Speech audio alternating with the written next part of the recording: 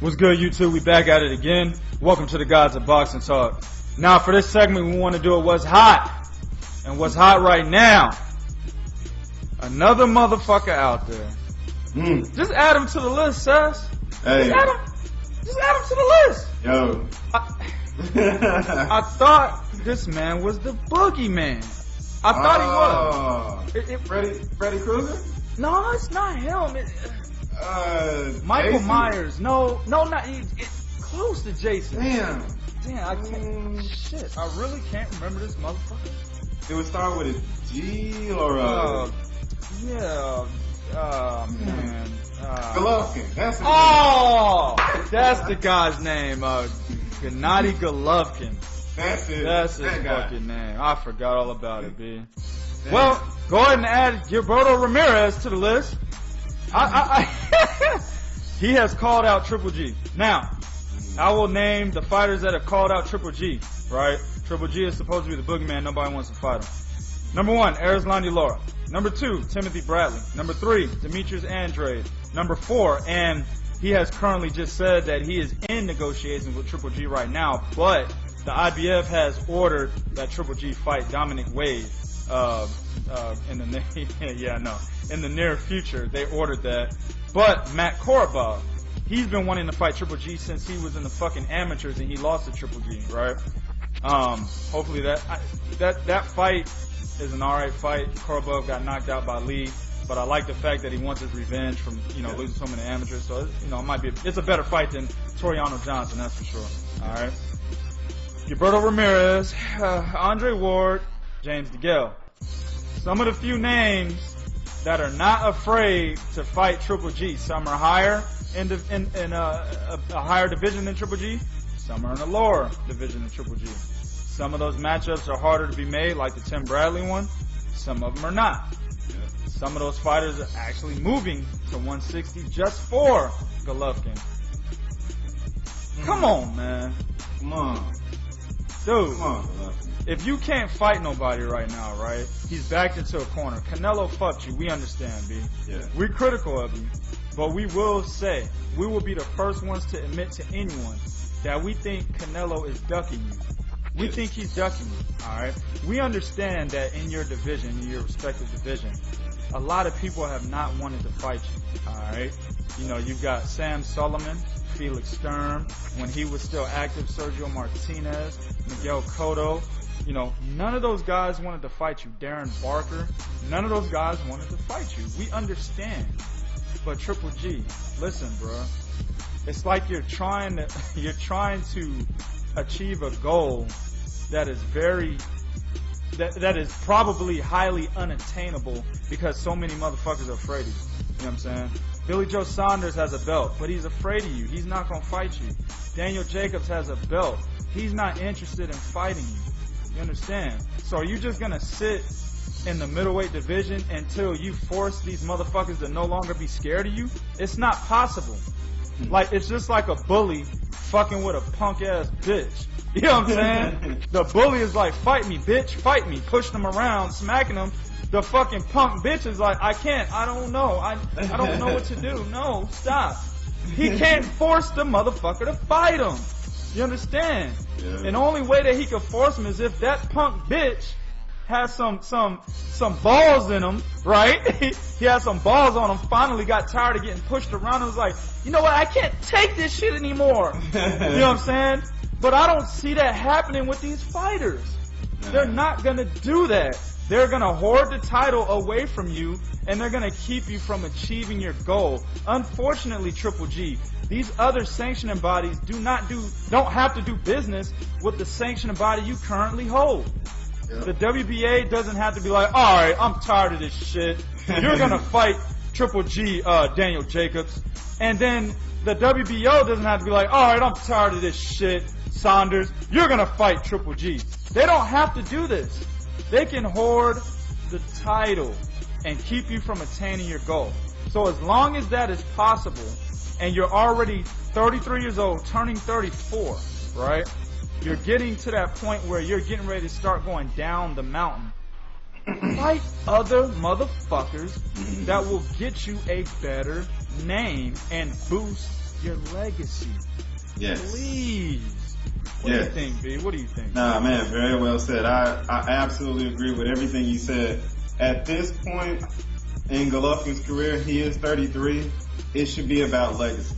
Yeah. Go ahead on and fight the guys that have been calling you out. If Lara wants to make the mistake of coming to 160 pounds and fighting me, guess what? I'm gonna fucking fight him. Beat the shit out of his ass. Exactly. What? Yeah. You know, I mean, damn. What I'm not gonna do is say or have my trainer say, you know, well, he doesn't bring any money to the table, and then fight a lesser fighter. And say Willie Monroe has a better fan base. Exactly. Fuck out of here. Exactly. See, when you start doing that and you start making comments like that, it starts to look like you're a duck. Yeah. You know? It starts to look like you don't think you can beat him.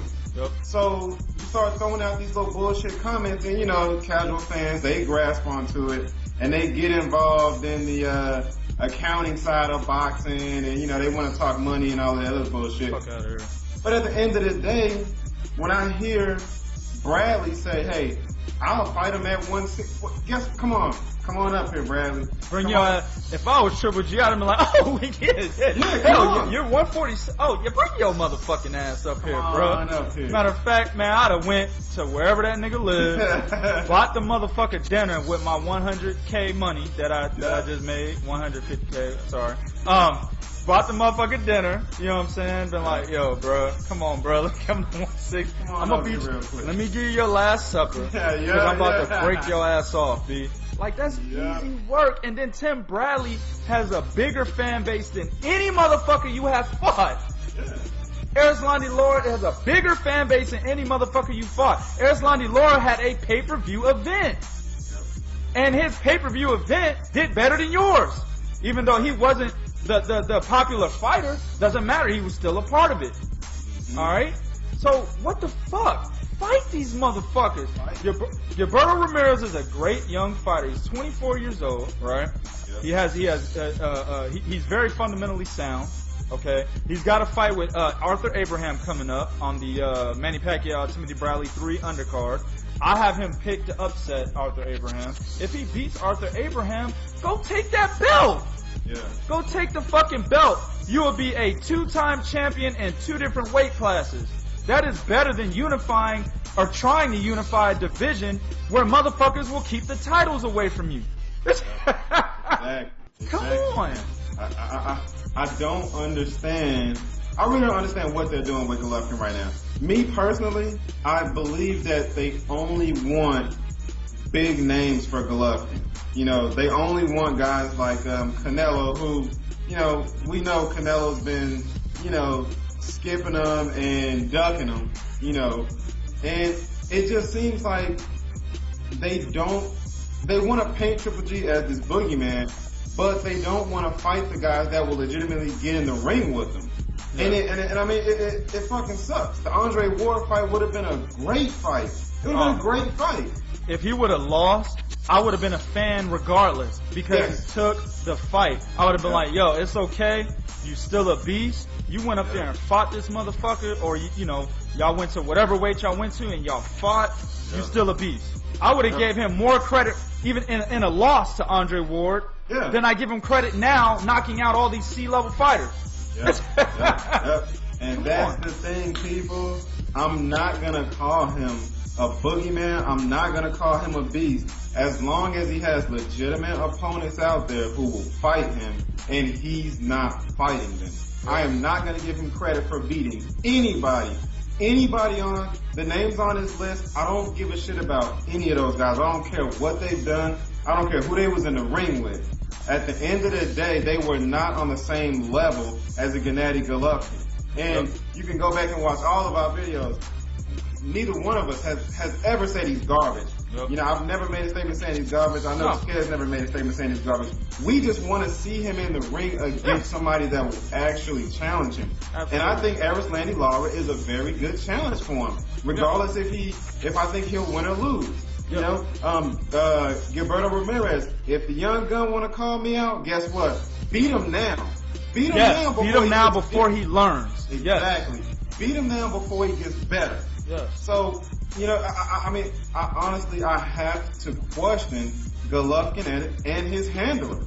Yeah. You know, it looks like they're really trying to preserve everything about Gennady Golovkin, including this perception that he's a boogeyman and this mythical aura that he has about himself. Yeah. You know, I seen a poster, or I guess it was a fan-made poster, and it was called Golovkin, the God of War. And it had all of these different attributes and some of his intangibles, and they were just blown sky high. And that's the type of mythical aura that Golovkin has. You know, and a lot of that shit is fan-made, but a lot of it is handler-made. You know, and it doesn't, to me, it doesn't serve any purpose if he's not going to be fighting the guys that he should be fighting. You know, or the guys that have been calling him out. No. You know what I mean? I would love to call him the God of War. If he was knocking out fucking Andre Ward and Eric Landy Lara and he was just walking through these guys, I would say, yo, that dude he a beast. He's a beast. He's a fucking monster. He's a motherfucking monster. Absolutely. He's knocking out A-level fighters. Yeah. He's a motherfucking monster. Absolutely. He's knocking out niggas that live underneath the overpass. Not so much. Not so much, B. No. Come on, man. Fuck out of here. Next. Too much time on it, B. Brandon Rios wants to resume his career after being knocked out by a body shot against Tim Bradley, a guy that doesn't have any knockout power. My bad. Anyway, in doing so, he leaves Robert Garcia. Is this a good move? Absolutely not. No. Why would you leave Robert Garcia? No one else can teach you anything. No trainer can teach Brandon Rios anything new right now. Rios has been fighting the same way since day one, and he's not going to get better. Nope. What he needs to do is get serious about boxing, get focused on boxing, get his fat ass back in shape, and get in the ring with the same hunger that you had when you were ascending to the, to the top. Absolutely. You know what I mean? Or ascending to the level that he made it at. You know, that's what Brandon Rios needs to do. It's not Robert Garcia's fault that you got knocked out with a body shot, and it has nothing to do with what Robert Garcia has been training you to do, because I do believe Robert Garcia is one of those guys that trains you based off of what you do well. Exactly. Good fucking point. Yep. So look at, in case in point, look at Mikey Garcia. Mikey Garcia doesn't fight like Brandon Rios. He knows that his brother is a boxer. He's a fundamentally sound. He's a pure boxer. He trains Mikey to fight at what he does best. Yep. Bam Bam is the complete opposite. So he trains Bam Bam the complete opposite way that he trains Mikey. Yep. Look at what he did to Marcos Maidana. Yep. You know, he took Maidana from point A to point B. Absolutely. You know, because he clearly seen some of Maidana's hidden intangibles, and he just blew him up. You know? Absolutely. So, he took Marcos Maidana from a B-level fighter to an A-level fighter. Oh my goodness. Like, Maidana was a guy, just to put this in perspective for the dudes out there, Maidana was a guy that did not really even have a trainer. Maidana was contemplating retirement when he fought, I believe it was Victor Ortiz. He was getting ready to retire. Mm-hmm. He was on his way out. Yep. And this dude, because he was just a pure fucking fighter, a Argentinian, hitman, he got in there and was able to beat Victor Ortiz. And he got Robert Garcia, and he changed his whole career around, man. Yeah. So that's the thing, man. Garcia trains you at what you do best. So my advice to Brandon Rios, like I said, get back in the gym, get focused, get hungry, miss some meals, and go balls to the wall, man. I still think Brandon Rios has something left in him. I'm not gonna say he's a complete shot fighter. Not gonna say that right now. I do think he has took some punishment. But if they get Bam Bam back on the right track, they put him in there with the right opponents, he can get back on track. I agree. And we're not saying, people, that Robert Garcia is the greatest trainer of all time. We're not saying that. No. The point that we're trying to make here is that Robert Garcia's training style and his training regimen is perfect for a fighter like Brandon Rios and Marcos Maidana. You know, the guys, like you said, he takes you for what you are, and he tries to hone the skills that you have. Exactly, is exactly what he does. The only other trainer that I could see Brandon Rios going with would be a guy like Freddie Roach. I was just gonna say that. Yeah, there's no other trainer out there for Brandon Rios. Nobody's gonna reinvigorate this guy's career. So if Brandon Rios is one of your favorite fighters, don't think that this move is gonna bring him back into the limelight. It's not. It's actually gonna. I think it's gonna retract that shit. He's gonna go backwards, and he's probably gonna lose his next fight against a B-level fighter. Right? His next fight could be against a fucking F-level fighter, a whack-ass nigga that's like 6'72", right? That's probably what his next fight will be. But when he steps up, fights a B-level fighter, not even a fucking champion, just a B-level fighter at 140 or 147, wherever he decides to campaign. Please don't go to 154, because I heard about that as well. No. Do not go to 154. But if he ends up back at 147, fights a B-level fighter, he'll lose, and he'll retire. I mean, that's exactly what the fuck will happen. You need Robert Garcia, bro. Yes. Next, Luis Ortiz. That's my motherfucking dude right there, man. See, you like Deontay Wilder. I like Luis Ortiz. Luis, man, you need to come up with a moniker or something, man, like a motto. You know what I'm saying? Wilder got Bomb Squad. We need one for you, B. It could be Spanish, whatever. Agrito, whatever the fuck y'all niggas say, I'll say it. Real talk. Luis Ortiz says that he'll beat Wilder and Tyson Fury. He said, no contest, nigga. Dang. Hey, I'm sorry, man. I'm with him, B. Oh yeah. Especially right now. Hey, you know what? I'm with him too. Shit, for right real? Now. Yeah, right now. Yes, right now Luis Ortiz has the skill, the ability, and the punching power to beat both of those guys. Yes, sir. So, man, I agree with him 100%. I don't see those guys beat him. I don't see how they would beat him. Yeah, just the dynamic he brings into the ring, man. He's a big dude with power. He fights behind the jab. He's a southpaw. He moves, and he uses combinations to finish his punches off. Oh, too much. Who? No one. Right now, no one, bro. That's it for that one. That one was easy. Next, the last one of the segment. Miguel Cotto is going to be returning back to the ring pretty soon, and Freddie Roach has said that he's got a few options. Options being Juan Manuel Marquez, Kell Brook, Billy Joe Saunders, and Liam Smith. Liam Smith has a belt at 154. Kell Brook, of course, has a belt at 147, but he's fighting Kevin Bizier. So I guess if you were to pick a Kell Brook, that would be later on this year. Juan Manuel Marquez is looking for a retirement check. And then, Billy Joe Saunders has a belt at 160. So, out of the four, I know a lot of people are saying that Juan Manuel Marquez is the best option. He's actually the front runner, right? Yeah. But if Miguel Cotto wants to continue his career after this isn't a retirement fight for him. If his intent is to continue boxing after this, I would have to go with him picking one of the guys that has a belt. Not Brook. I want to see him in the ring now. So I think he should take a Liam Smith or Billy Joe Saunders. What do you think, man? Oh man, you know what? That's pretty tough. I'm not disagreeing with what you said, but the only thing I don't like the fluctuation in weight. I'm with you. Yes. With Miguel Cotto. I think he's 36, 37, he's somewhere up there. Mm-hmm. So that right there is something that I'm definitely going to be looking at. If you're going to fight Juan Manuel Marquez at 147 pounds, I don't like that. Yeah, and after the Canelo fight, there were some rumblings about Miguel Cotto basically saying that he can get back down to 147 if he wanted to. And a lot of Cotto fans have said that as well.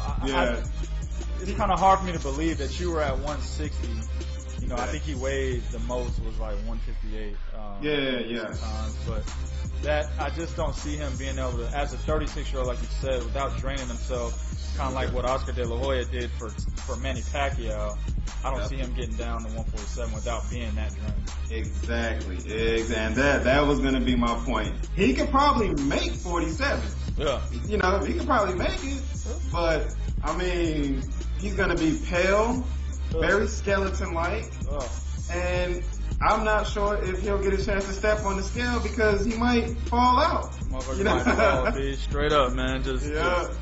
Yeah, man. I don't see that happening, but that, of course, would be against Kell Brook, and I really don't see that fight happening anyway. That was gonna be my next point. If he goes to 147 pounds to fight Kell Brook, Cotto will probably, and I hate to say this because I like Cotto, he'll probably get knocked out. I mean, it's you know,